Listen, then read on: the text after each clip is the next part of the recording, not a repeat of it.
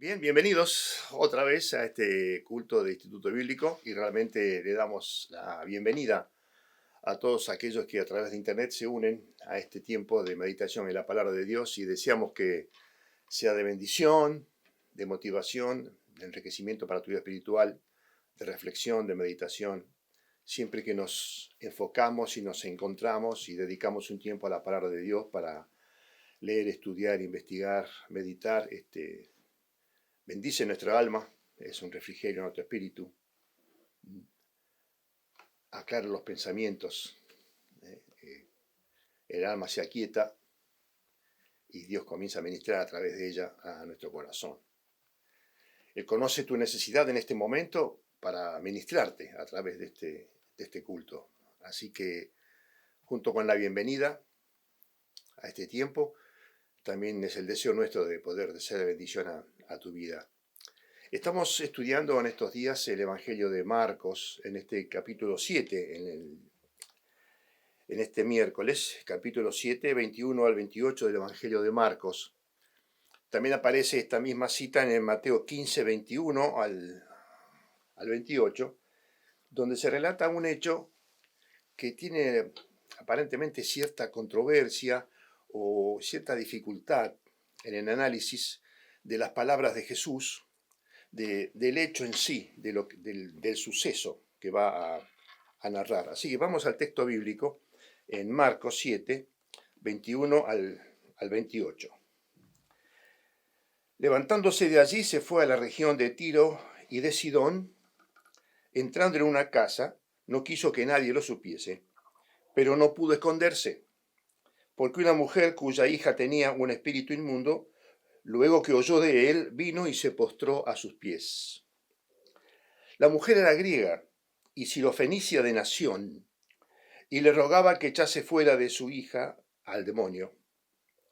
Pero Jesús le dijo: deja primero que se sacien los hijos, porque no está bien tomar el pan de los hijos y echarlo a los perrillos. Respondió ella y le dijo: sí, Señor, pero aún los perrillos debajo de la mesa comen las migajas de los hijos. Entonces le dijo: por esta palabra ve, el demonio ha salido de tu hija. Y cuando llegó ella a su casa, halló que el demonio había salido y la hija acostada en la cama. Vamos ahora a Mateo 15, del subversículo 21 al 28.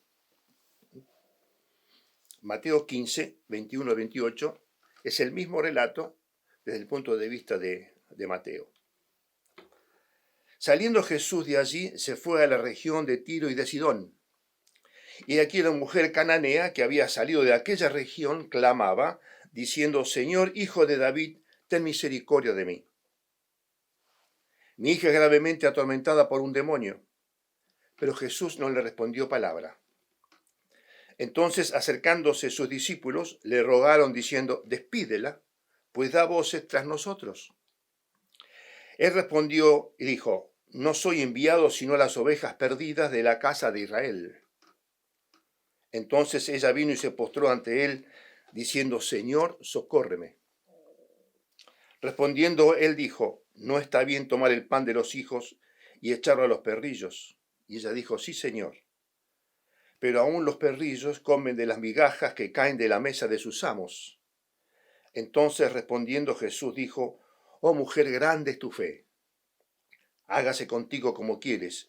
Y su hija fue sanada desde aquella hora.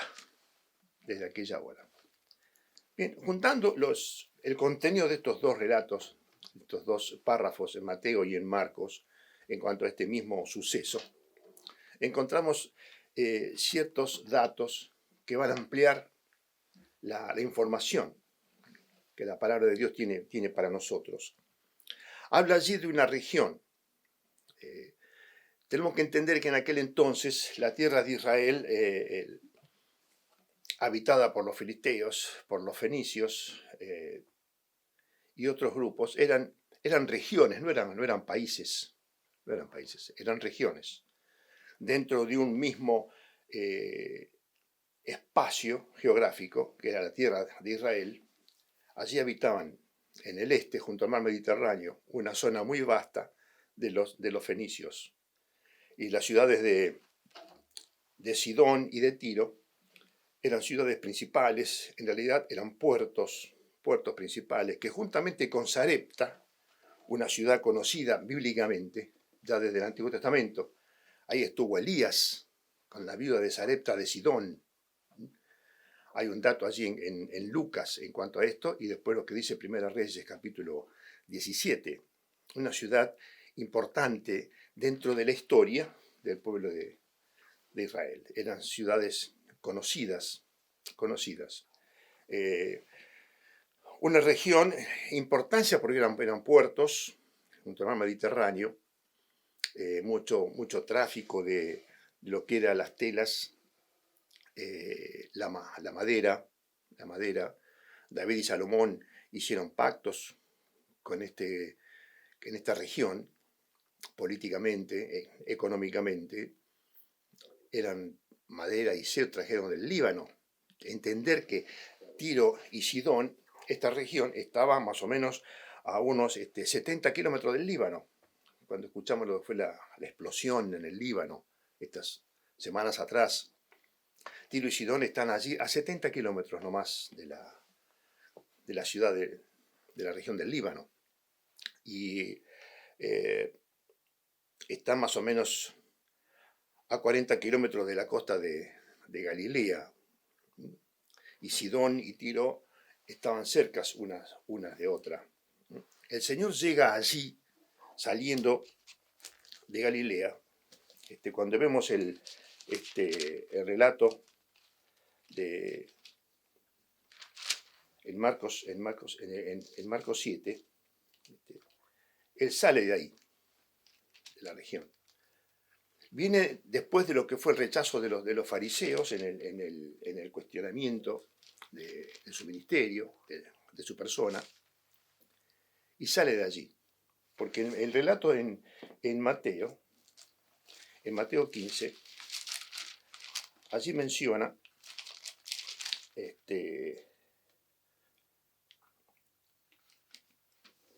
dice, saliendo Jesús de allí. Y es una figura, si queremos, podemos llamarla así, ¿no es cierto? Jesús sale de allí, se va el Señor de allí. Y al irse de allí hay una significancia en esto, porque él pasa por allí, sana a los enfermos en Genezaret, en Marcos capítulo 6 aparece eso. Después los fariseos le cuestionan en cuanto a lo que contamina al hombre, porque tus discípulos comen las manos sin lavar, todo ese dogma, ese rito que tenían. El Señor los exhorta, los enfrenta. Y él percibe, y el relato bíblico lo dice, ¿no es cierto? El rechazo, la indiferencia. Y al ver eso el Señor sale de allí, entendiendo que ese concepto de salir de allí, ¿viste? Y al salir Jesús sale la oportunidad de la gracia, sale la oportunidad del amor de Dios, sale la oportunidad de la misericordia. Se fue con todo lo que Él es y con todo lo que Él hace a otra región. Vimos anteriormente que Él camina sobre el mar de Galilea, en esa travesía, y llegan a la otra orilla, a la región de Genezaret, una región que es un valle muy hermoso, que están, como te dije antes, a 40 kilómetros de lo que son las ciudades, específicamente de Tiro y de Sidón. Por eso la Biblia habla siempre de regiones, ¿viste? La región de los filisteos, la región de Sidón y Tiro, la región de los samaritanos, eran regiones caracterizadas por los habitantes, por la cultura, por las costumbres, por la idolatría, ¿no es cierto? Entonces el Señor fue de allí, saliendo de allí, fue a esa región. Es la única vez en el relato bíblico en la vida del Señor que llega a esas regiones de los gentiles. Si bien más adelante Pablo pasa por allí en el relato de los Hechos, el Evangelio llega allí. El Evangelio llega allí. Pero el Señor, en su relato en los 4 Evangelios, es la única vez que llega tan cerca de una región gentil, ¿no es cierto? Gentil. Por eso esta mujer se acerca a donde estaba el Señor. Se acerca a donde estaba el Señor. Cómo ellos se han enterado de todo esto. Si vamos a Marcos 3, ¿por qué la mujer llega ahí? ¿No es cierto? En Marcos 3, versículo 7 y versículo 8 de Marcos 3, dice lo siguiente. Mas Jesús se retiró al mar con sus discípulos y le siguió gran multitud de Galilea y de Judea, de Jerusalén, de Idumea, del otro lado del Jordán y de los alrededores de Tiro y de Sidón, oyendo cuán grandes cosas hacía, grandes multitudes vinieron a él. Y en Mateo 14 hay una reiteración. Mateo 14 reitera este concepto. Dice, y terminada la travesía, vinieron a tierra de Genesaret. Cuando le conocieron los hombres de aquel lugar, enviaron noticia por toda aquella tierra alrededor y trajeron a todos los que tocaron, a todos los enfermos y le rogaban que les dejase tocar solamente el borde de su manto, y todos los que tocaron quedaron sanos. Y esto antecede este hecho a lo que viene el relato después de esta mujer. Entonces, más allá de las intenciones del Señor, que esta salida hacia un lugar más tranquilo, de reposo, lejos de la convulsión, digamos, social, de donde él estaba, él se embarca, cruza el mar de Galilea, llega a Genesaret, habiendo sido cuestionado y rechazado anteriormente, por eso dice saliendo de allí. Cruza el mar de Galilea, llega a Genesaret, cerca de esa región de Betsaida, este lugar hermoso, que es un valle, en conexión a pocos kilómetros de lo que era las ciudades, principalmente de Tiro y Sidón, por eso habla de una región. Y allí estaba en una casa. Y esta mujer, por el relato de Marcos, comenzó no solamente cuando él entraba en la casa, ya desde antes venía siguiendo al Señor, según el relato de Mateo, dando voces en alta voz. Por eso habla de gritar. Dando voces es una expresión que habla de una voz en alta voz, clamando, gritando. Por eso cuando dice allí, Señor, hijo de David, dice, en Mateo menciona eso. Hijo de David, ten misericordia de mí. Ese concepto de hijo de David era un título mesiánico. Cuando él entra en Jerusalén, previo a la Pascua, la entrada triunfal en Jerusalén, cuando la multitud cantaba Hosana, Hosana, bendito el Rey que viene, en el nombre del Señor.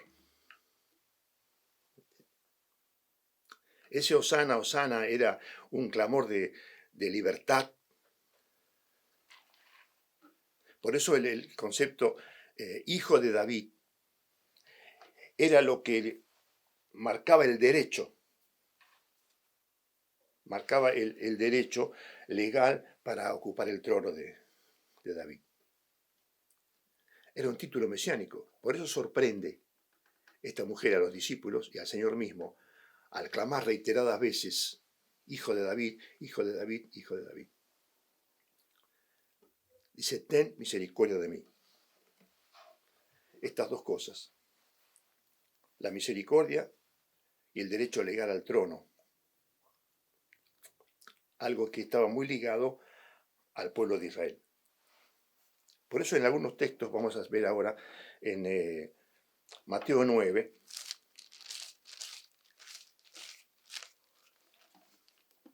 fíjate que este clamor surge de personas en extrema necesidad.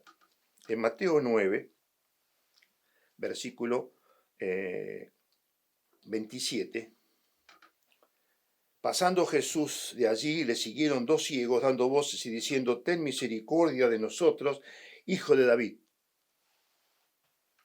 Ten misericordia de nosotros, Hijo de David. Vamos a otro versículo, mismo en Mateo, ahora capítulo 17, versículo 15. Fíjate el 14, cuando llegaron al gentío, vino a él un hombre que se arrodilló delante de él diciendo, Señor, ten misericordia de mi hijo.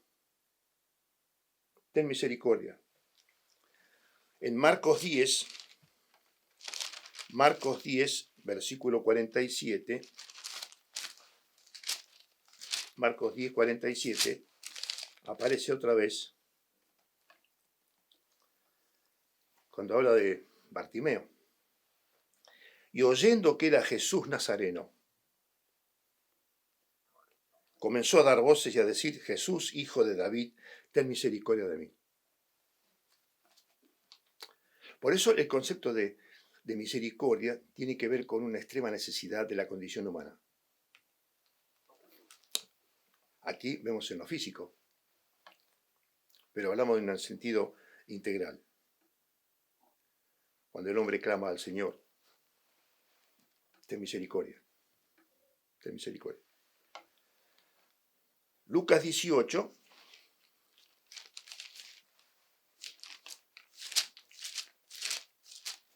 después volveremos a Marcos en un momento. Vamos a Lucas 18, versículo 38. Dice así, aconteció que acercándose Jesús a Jericó, un ciego estaba sentado junto al camino mendigando, y al oír a la multitud que pasaba, preguntó qué era aquello. Y le dijeron que pasaba Jesús Nazareno. Entonces dio voces diciendo, Jesús, Hijo de David, ten misericordia de mí. Ten misericordia de mí. Vamos ahora a Marcos 5.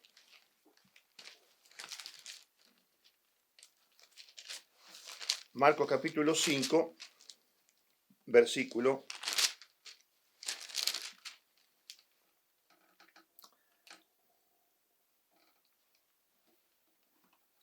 Habla de Gadareno aquí, ya cerrando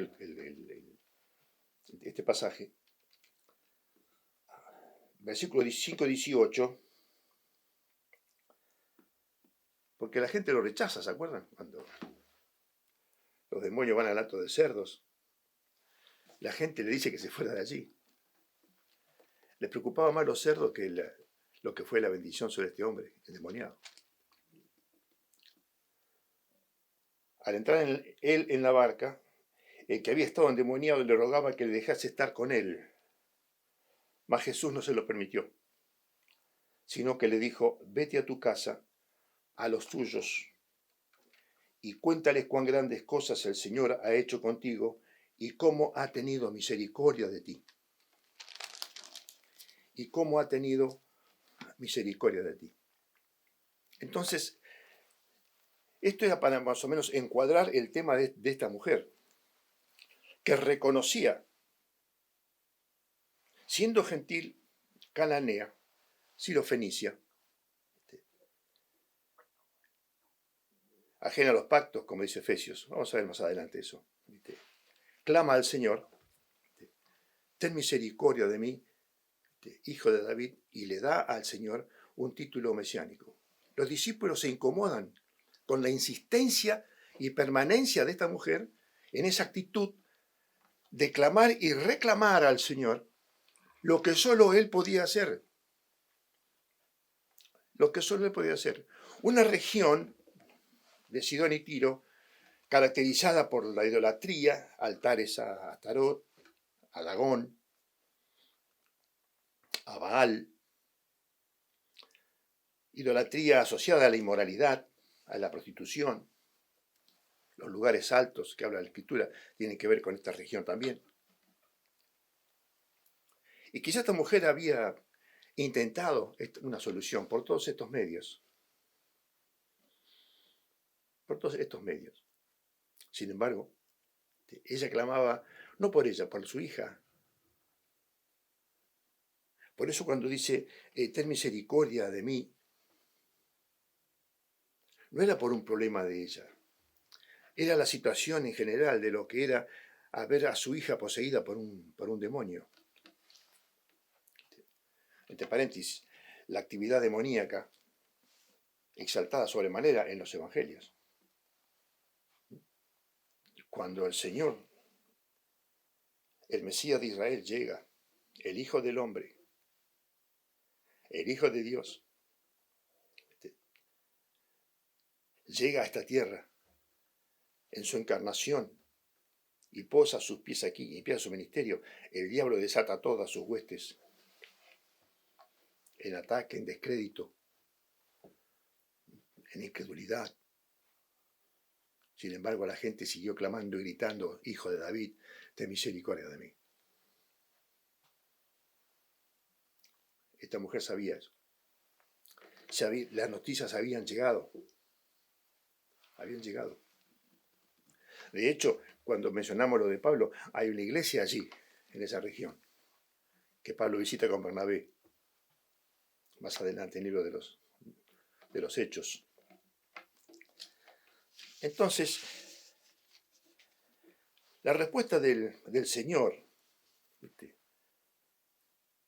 el silencio en un momento, que el Señor no le responde. Y después las respuestas, nos suena raro que el Señor le diga eso. Él le dice eso a los discípulos cuando dice, despídela, o sea, hasta dale lo que quiere y que se vaya. Dice, no he venido yo a las ovejas perdidas de Israel. Y hay respuesta del Señor, por ejemplo, en Lucas 8:21, cuando la madre y los hermanos buscan al Señor, dice, aquí tu madre y tus hermanos te buscan. Dice, ¿quién es mi madre y mis hermanos? Dice, mi madre y mis hermanos son los que oyen la palabra y la hacen. Después menciona eso en otros evangelios, el mismo episodio. Pero está hablando allí, no es un rechazo a la madre y a sus hermanos. No es un desconocimiento. No es la insensibilidad. Porque de hecho vemos después cómo termina esa relación de él con su madre. En la cruz. En Mateo 26:11, cuando la mujer en casa de Simón unge los pies del Señor con sus cabellos y vuelca allí un frasco de alabastro, de nardo puro, los discípulos comienzan a decir, ¿por qué no se vendió esto y se lo dio a los pobres? En un acto hipócrita de altruismo.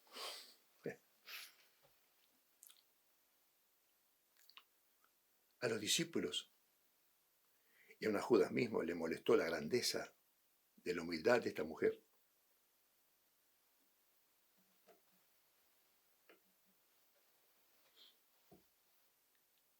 Por eso el Señor dice, siempre tendréis pobres entre vosotros. ¿Qué es una insensibilidad a la pobreza? ¿Una insensibilidad a la condición humana? ¿Un corazón frío del Señor? ¿Priorizarse a sí mismo? ¿Tener un beneficio personal sobre la necesidad de los demás? Y son respuestas del Señor que al no entenderlas dentro de un contexto, dice, ¿cómo puede ser que el Señor, que es amor y es gracia y misericordia, diga esto de los pobres? O diga esto de su madre y sus hermanos. Es todo lo contrario. Porque dentro de todos estos conceptos humanos y este calendario humano, esta agenda humana, que el Señor entraba y salía, subía, salía y entraba a la ciudad, se encontraba con con aquel, en la sinagoga, en medio del mar, en la barca, en las ciudades. Había una agenda soberana de Dios sobre todas las cosas. Por eso el Señor en ciertos momentos dice, mi hora no ha llegado aún. No ha llegado mi hora. Sin embargo, en Juan 13 dice, sabiendo Jesús que su hora había llegado. Entonces había otra agenda soberana del Padre sobre el Hijo. Por eso cuando le dice, yo fui enviado a las ovejas perdidas de Israel. El Señor vino a Israel primeramente. Y comienza este diálogo con la mujer. Sin embargo, hubo otros milagros de Jesús a los gentiles en su ministerio terrenal. Fíjate en Mateo 8, Mateo 8,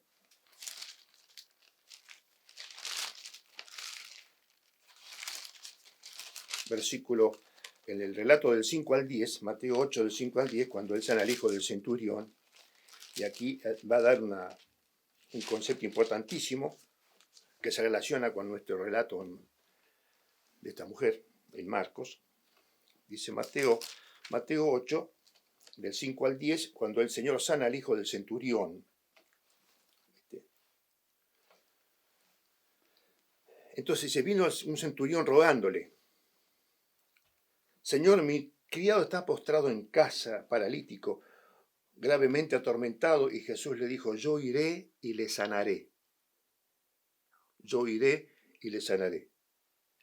Respondió el centurión y le dijo, Señor, no soy digno que entres bajo mi techo. Solamente di la palabra y mi criado sanará. Porque también yo soy hombre bajo autoridad y tengo bajo mis órdenes soldados. Y digo a este, ve y va, al otro, ven y viene, y a mi siervo, hace esto y lo hace. Al oírlo Jesús se maravilló y dijo a los que le seguían, de cierto os digo que ni aun en Israel he hallado tanta fe.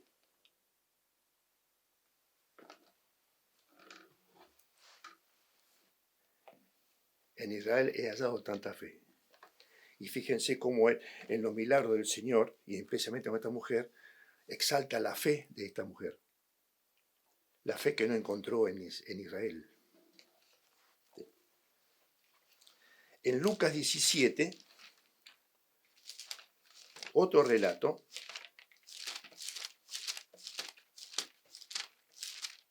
que llama la atención, también, por ejemplo, el relato de la mujer samaritana. ¿Qué hace el Señor con la mujer samaritana? Primero que era mujer, y después que era samaritana. Y viene ese diálogo junto al pozo.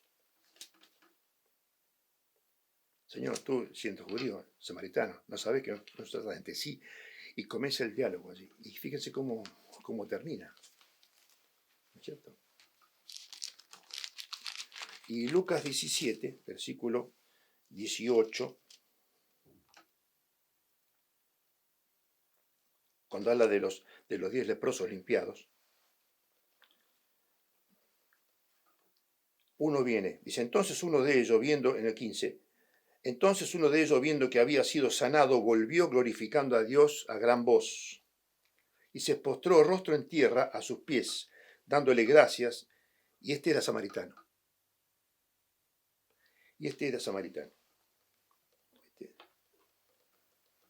El 18 dice, ¿no hubo quien volviese y diese glorias a Dios, sino a este extranjero?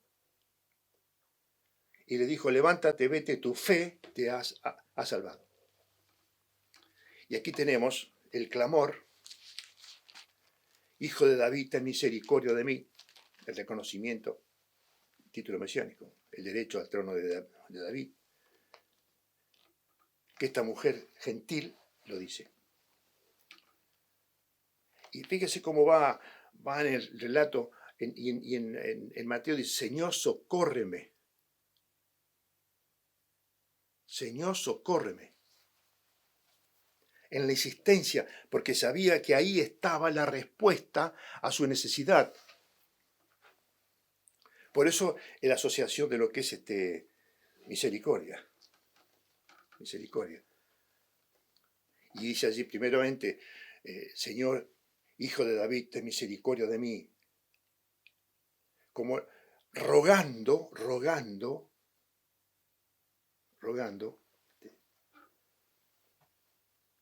y se acerca al trono de la gracia. El trono de la gracia. Estar allí ante el trono de la gracia, como dice Hebreos 4, ¿no? El trono de la gracia. Un poquito más adelante vamos a mencionar eso.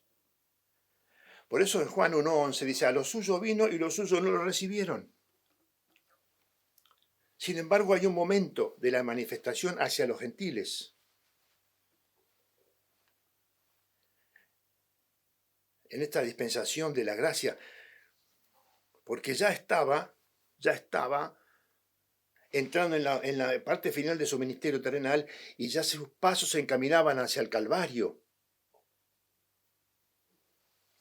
Estaba en este amanecer de la dispensación de la gracia.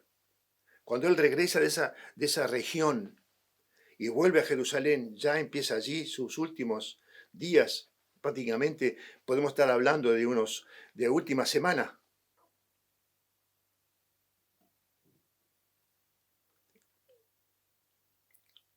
Donde iba a comenzar esta dispensación de la gracia. Por eso en Hechos 10:28, hablando de este momento, Hechos 10:28,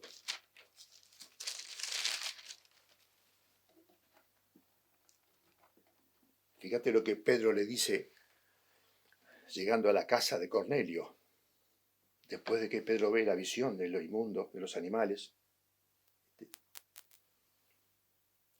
Interesante, los mientras de Dios. Mientras Cornelio oraba, hay 6 veces que aparece la palabra mientras en este capítulo 10. Mientras Cornelio oraba, mientras Pedro miraba la visión, mientras Pedro reflexionaba en la visión, mientras los hombres de Cornelio iban a buscarlo, mientras ellos fueron, son espacios de tiempo que Dios va juntando las piezas de rompecabezas y está armando en su escatología los momentos en su dispensación. Y mientras esta mujer hablaba con el Señor sabía que ya estaba entrando, amaneciendo este día de la gracia para todos, para todos. Por eso dice así, vosotros sabéis cuán abominable es para un varón judío juntarse o acercarse a un extranjero. Pero a mí me ha mostrado Dios que a ningún hombre llame común o inmundo. Por lo cual se ha llamado, vine.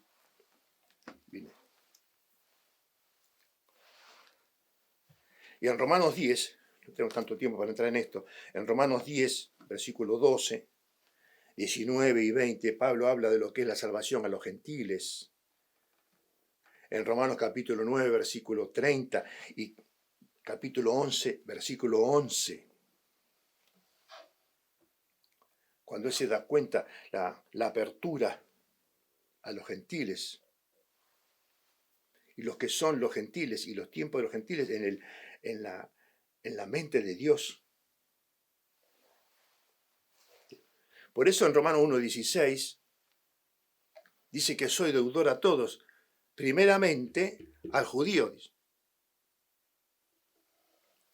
Un orden en la manifestación de la gracia de Dios. Primeramente al judío.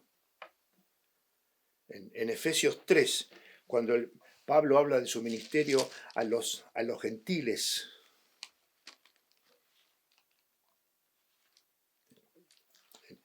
En Hechos 11, cuando después de la persecución de Esteban a través de Saulo de Tarso y el relato que lleva hacia Damasco, los judíos son esparcidos, los creyentes son esparcidos. La iglesia era esencialmente judía en el comienzo, en el libro de los Hechos. Pero es esparcirse. El evangelio llega a los gentiles y comienza en Antioquía. Y si tienen relato allí, Hechos 11, 19 y 20. Llegaron a otras regiones gentiles y testificaban acerca del Cristo. Y los gentiles abrazaban la fe del evangelio. Y de ahí surge el concilio en Jerusalén, en Hechos capítulo 15. ¿Qué hacemos con esto? Por eso mandan a Bernabé a Antioquía. Y fíjense lo que dice Bernabé al llegar ahí, dice, y al ver la gracia de Dios,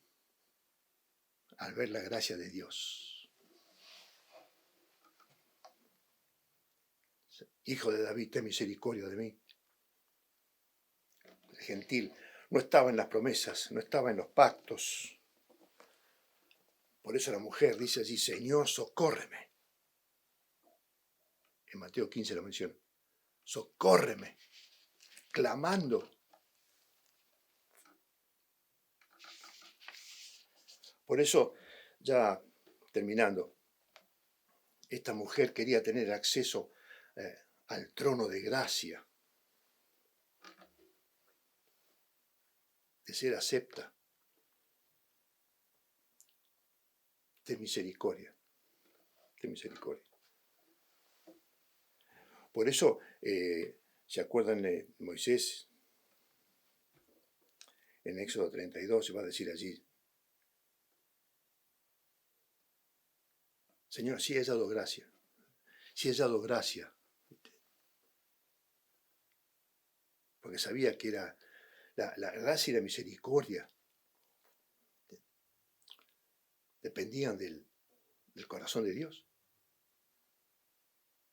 Y jugamos con esa terminología de gracia y misericordia, que gracia es darme lo que no merezco, y misericordia es no darme lo que merezco.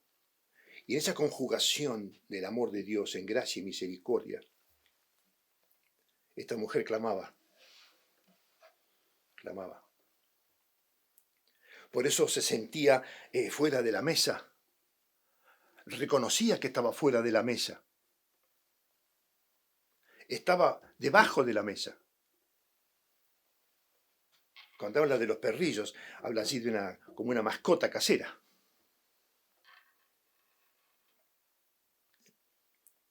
No era parte del pacto y la promesa de Israel. Por eso habla de misericordia. No habla de derechos. Habla de misericordia. Socórreme. Por eso, al tener acceso al trono de gracia, en Hebreos 4:16, ¿viste? Fíjate que Hebreos dice allí, Hebreos 4:16, cuando habla del trono de la gracia, usa este concepto que esta mujer habla. Acerquémonos, pues, confiadamente al trono de la gracia. Ahora sí podemos confiadamente acercarnos. Antes no podíamos acercarnos. Dependíamos de la misericordia. La grandeza de la misericordia está en aquel que la da, no en el que la recibe.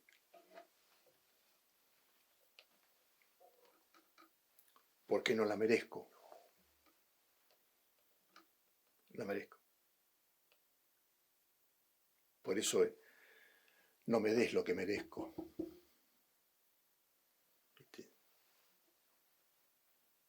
Dame lo que no. Me vas a dar lo que no merezco, la gracia. No me des lo que merezco, porque es juicio. Y el Señor transforma en misericordia. Por eso dice allí, acerquémonos confiadamente. al trono de la gracia para alcanzar misericordia y hallar gracia para el oportuno socorro. Señor, socórreme. Socórreme. Y en este concepto, ya terminando, esta mujer se acerca al trono de gracia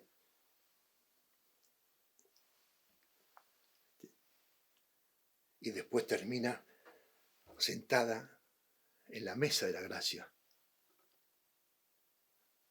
En la mesa de la gracia.